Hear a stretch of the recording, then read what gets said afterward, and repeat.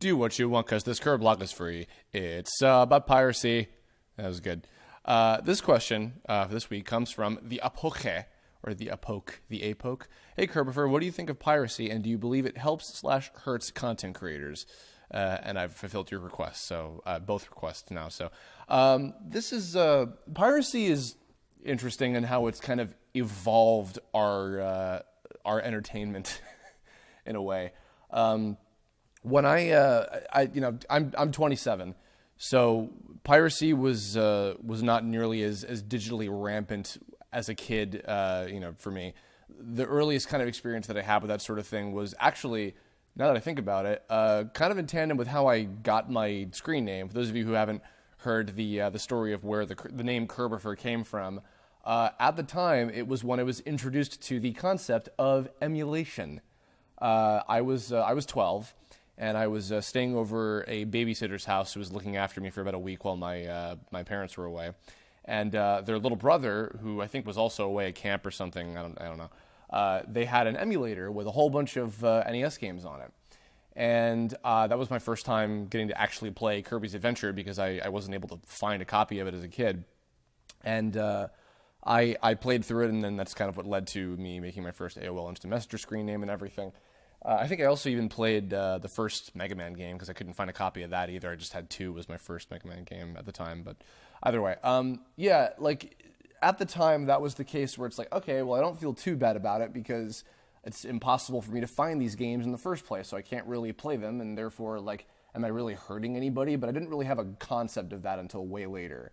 When I listened to the Kanzenshu, or as it used to be, the Daizenshu EX podcast with my friends Vegito EX and the like, they were talking about how their sort of moral value of it was if you own legally, like if you bought a copy of the game, then it's okay to emulate it. So like for instance, many years later, I played Mega Man Battle Network 5 in Japanese emulated before it came out over here, but I had every intention of buying it, and then eventually I did in fact do that. So there's cases like that. In the case of anime, it's definitely that. I think that's probably one of the ones that's evolved the most in terms of like actually having to adapt to it. Because, with anime fandom, and I'm sure I've probably talked about this on like the sub versus dub one that I did a long time ago by now. Anime's evolution over here is pretty interesting because, like, I mean, obviously the explosion didn't really happen until the late 90s with Pokemon and DBZ kind of in succession, then Yu-Gi-Oh! Shortly after that. But fan subs were kind of, they were, I guess, more of like a novelty at the time and less of like a legitimate problem that was affecting the entire industry. Because I'm sure I've also told the story about the bootleg Dragon Ball GT tapes that my friends and I would watch from this one store we would get. And, that was, in that case, it was a matter of like, oh, we can't wait for the show to come out in English so we can have it in America. And I bought, and I own, for better or worse, all of Dragon Ball GT, of course. And I was excited to see those. But that was a case where it's like, well, we can't have this in the first place, but we're hoping we'll get it eventually, so it's not really hurting anybody too badly. It wasn't until the kind of, I guess, mid-2000s with One Piece that kind of my outlook on that sort of changed, because One Piece, I think about like 2005 or 6, I can't quite remember, was when I started watching a shit ton of One Piece episodes in Japanese. I was downloading them at the time from a fan sub group that will go unnamed. And then I did eventually, for the record, way later when Funimation released their uncut DVD box sets, I bought all of those for all the corresponding episodes that I pirated at the time. It was everything up until like, I think somewhere through Alabasta, if I'm remembering correctly. But either way. But at the same time, 4Kids was kind of what was making me like really question like what to do with that whole thing. Shortly before the One Piece stuff, they were putting out these uncut DVD releases of Yu-Gi-Oh! And Shaman King that only lasted for a few volumes because nobody was buying them. The production values on them were kind of not all that great, unfortunately. I am one of the few people that owns any of them in the first place, apparently. But yeah, as I was kind of noticing that, I'm like, well, they're licensing all these shows. A lot of them aren't even getting legal home releases at all. They're only airing on TV, and they don't even get an edited dub release. One Piece, for the record, did get one, but it didn't even finish the entirety of it. So it's like, well, what are we supposed to do in cases like that?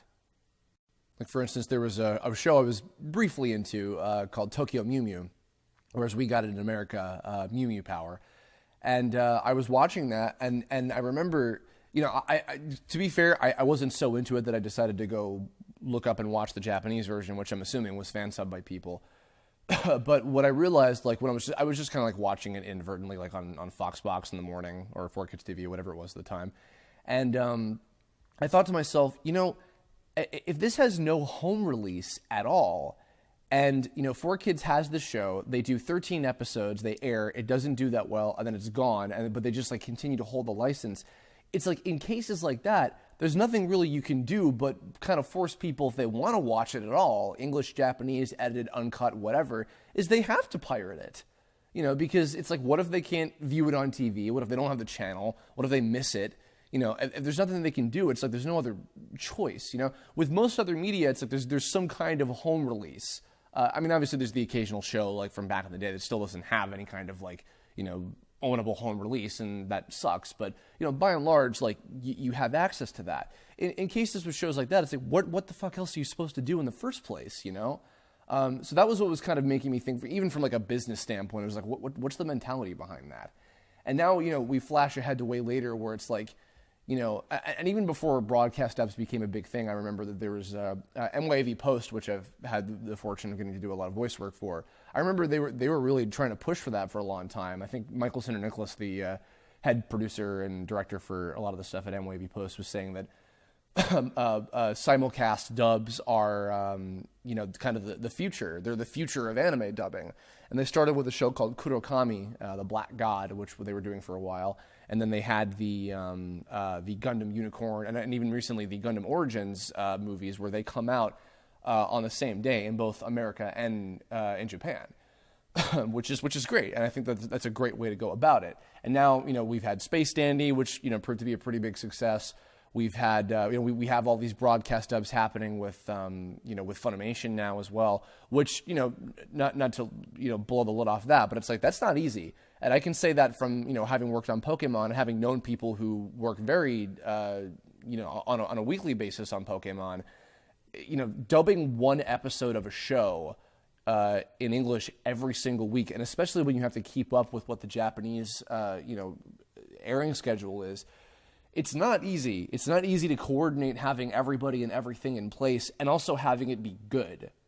I'm finding people are being very critical of, just kind of the production process and the quality of broadcast dubs now. But it's like, well, you got to understand from their perspective. It's like something Masako pointed out. Actually, we were talking about the 10 things that to make Dragon Ball Super more super video. He had done recently. He was talking about the kind of mantra of fast, cheap, and high quality, something like that. And you can't always necessarily have all three unless you have a shit ton of money backing it.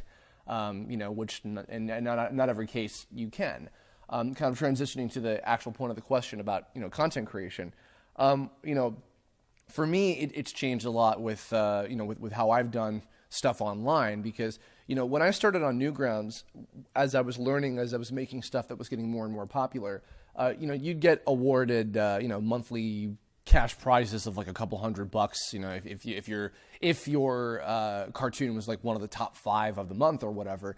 And then later on, there was the prospect of getting sponsored. Like the Nintendo collabs were all sponsored by Newgrounds to be exclusive to their website for a while. And even the Parody Rangers movie, all 3 parts of that were also sponsored because by that point, Parody Rangers had become enough of like, I don't want to say like a flagship thing for Newgrounds, but like notorious enough that it garnered, in the eyes of the people that were running the site, worth paying me for my time to make specifically for that site. Because this was also before YouTube was becoming like the big place for people to start doing animation. And even that now is debatable, because then what happened was, and there's a part of me that definitely wishes that like I capitalized more on it, like at the time it was happening, but at the same time, it's like the rules have changed so many times that maybe it doesn't really even matter in the long run.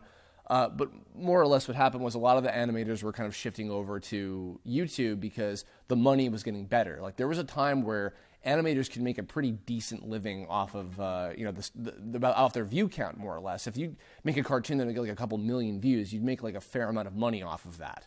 So because of that, there was a time where a lot of my colleagues that like I, kind of grown up with alongside, producing animation for Newgrounds, a lot of them for a while were making like, maybe not like a handsome living, but like a fair amount of money to survive off of just doing animation on YouTube.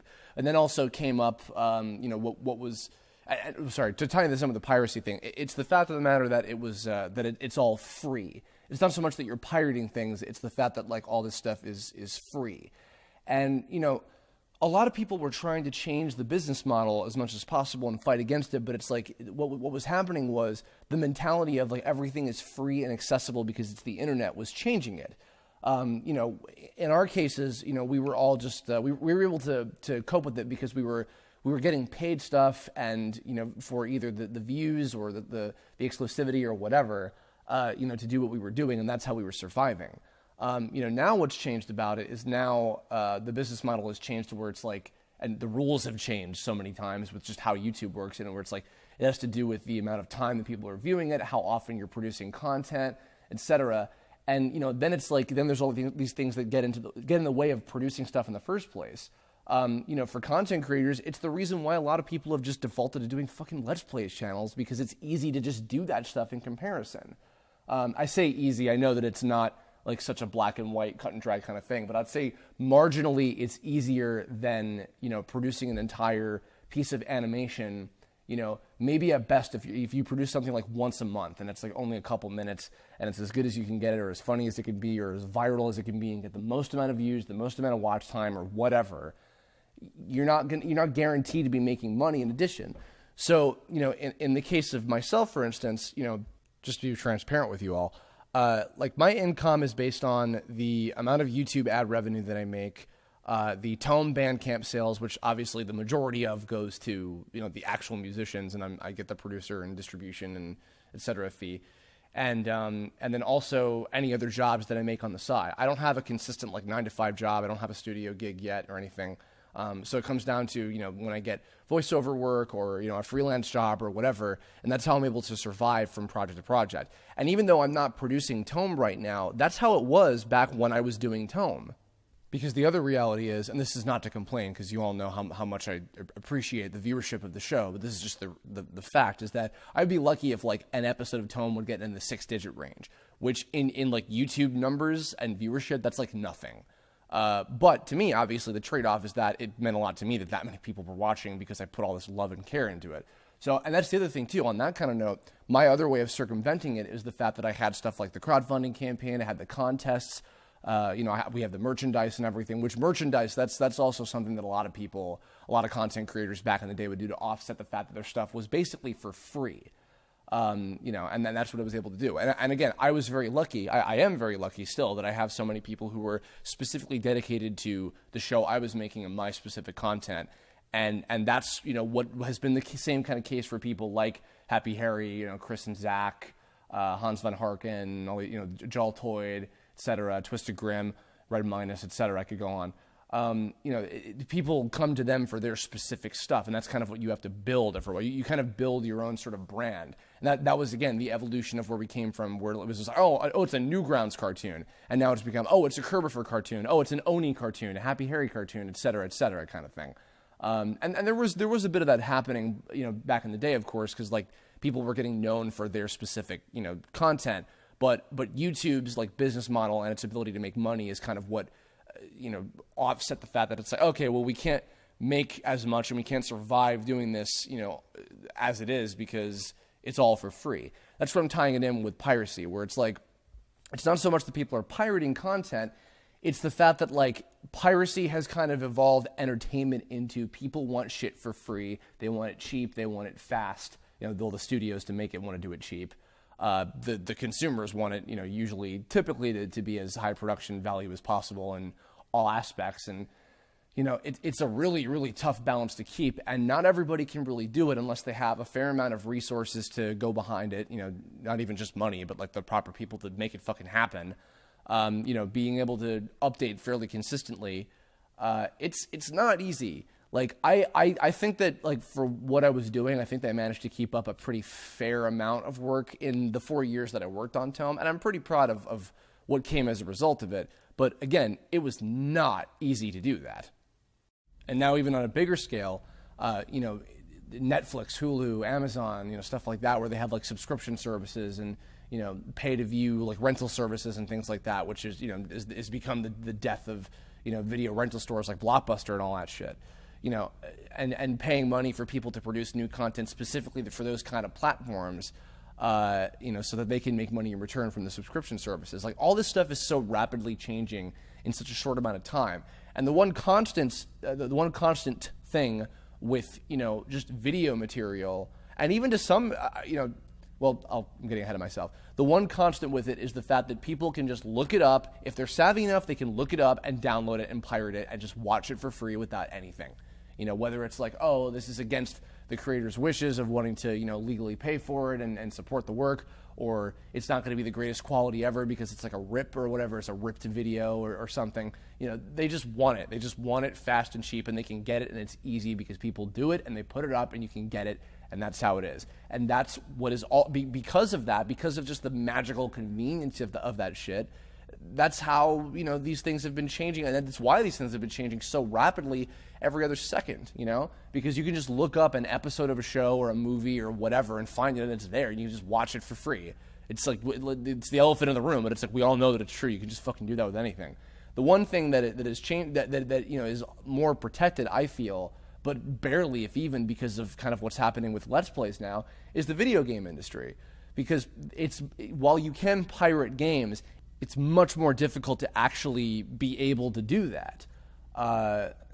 Because not everybody is technically savvy enough to know how to download something onto a disk or whatever and copy all the data. Like that's a whole nother to do beyond just like doing a search to some illegal website that has like every movie alphabetized or whatever just uploaded privately on some fucking website or whatever. You still have to buy, and I think people are more willing to just buy and play games. Like they just do it. And then when it comes to Let's Play stuff, it's like, well, I want to say that that's killing the industry, but it's like it changes the perception. It's like, oh, I'll just watch this game. I won't buy it. I'll just watch it because this popular Let's Play personality guy is doing a playthrough of it, so I'll just watch it that way, and that's my source of entertainment. And then they make all the money, But and even then, game companies are sponsoring people to do that specifically, so people will want to hopefully buy the game and not just watch it.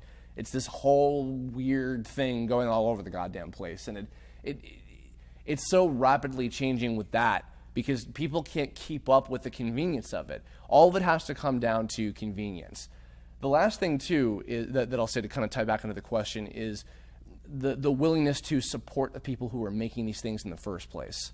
I'm finding that there's this strange kind of perception as to it's evident with a lot of big name creators who are like, I'm going to revive this thing by doing a Kickstarter, and people take a giant shit on them. But if it's a small indie production, people will just be like, oh, this is like some people out of their closet, then they don't have any money, so I'll support them, etc. There's different perceptions when it comes to that too. But it's like if you're a smaller fry person, like somebody of my caliber or whatever, who's really nobody in the grand scheme of things, there's a willingness to support that. If it's a big name company, it's oh, well, they got all this money and shit, so it's what do they need my support for or whatever, and they'll just do it anyway. But it's it affects everybody. It affects all of us in some way, shape, or form. So what am I saying with all this? What I'm saying is if there is a legal option to pay for something and you can afford it, then you should do it. If you can't afford it and it's just you want to see it and you want to experience it or whatever, if you're mature enough, you should know to, kind of temper yourself and think of a smarter decision of, okay, if I pirate this, how much is this going to affect the person who, created this by me not spending the however much money, that they're putting it up legally for you to be able to get it for kind of thing, So if you do, but again, it's entertainment, so it's what do people care? They just want to be entertained. But I don't know, if you're going that much out of your way to find something and it's not just casually, I'm watching or playing or doing this or whatever, I don't know, maybe think about it a little bit more. Maybe take the time to think a little deeper about how much it's affecting the people who spent all this time and money and effort and putting their blood, sweat, and tears into hopefully making it as good as it can possibly be. I don't know, maybe stop and consider that because it's important, So I don't know. I don't know if this answers the question or provides an interesting perspective. But yeah, I don't know. That's kind of going to wrap it up. That's as much as I had to say on the subject for the time being. But I don't know. If you want to continue the discussion in the comments, let me know your thoughts about the idea of piracy. Do you have any, differing views? I'm curious to hear them if so.